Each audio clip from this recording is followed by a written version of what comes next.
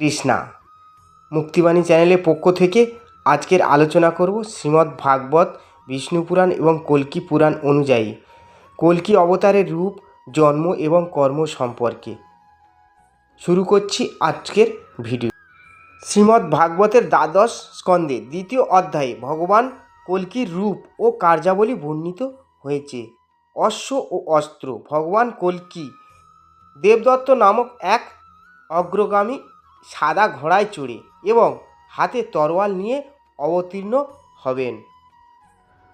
জগৎপতি ভগবান কল্কি তার দেবদত্ত নামক অশ্বে আরোহণ করে অসি অর্থাৎ তরোয়াল হাতে নিয়ে অশুভের বিনাশ করবেন। তিনি 8টি বিশেষ ঐশ্বরিক গুণের অধিকারী হবেন এবং অত্যন্ত দ্রুত গতিতে পৃথিবী ভ্রমণ করে অধার্মিক রাজাদের বিনাশ করবেন। বিষ্ণু পুরাণের চতুর্থ অংশে কল্কির জন্মস্থান ও বংশ পরিচয় দেওয়া হয়েছে।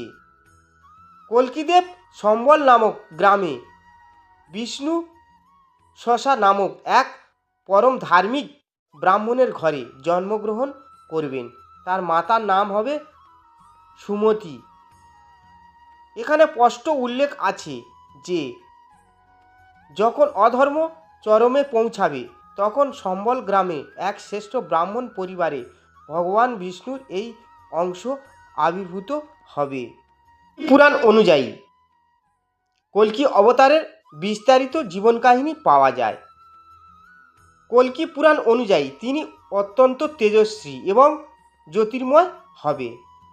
তার গায়ের রং মেঘের মতো গাঢ় বা আবার কোথাও অতি উজ্জ্বল শ্বেতবর্ণের মতো বর্ণনা করা হয়েছে। তারা 4 ভাই থাকবেন এবং তিনি ভগবান পরশুরামের কাছে অস্ত্র শিক্ষা গ্রহণ করবেন। তিনি সিংহল বর্তমান শ্রীলঙ্কা দ্বীপের রাজকন্যা পদ্মাকে বিবাহ করবেন। মহাভারতের বন পর্বে ও কল্কি অবতারের ভবিষ্যৎবাণী করা হয়েছে। কলিযুগে অরাজকতা দূর করে পুনরায় কৃতযুগ বা সত্যযুগের সূচনা করা।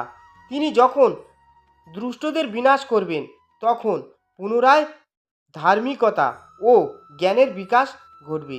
হরে কৃষ্ণ, রাধে রাধে, জয় হোক কল্কি ভগবান। তো বন্ধুরা, ভিডিওটা ছিল এই পর্যন্ত। যদি ভিডিওটি ভালো লাগে লাইক করবেন, কমেন্ট করবেন এবং সনাতনীদের কাছে শেয়ার করে পৌঁছে দেবেন। হরে কৃষ্ণ, হরি বল, রাধে রাধে।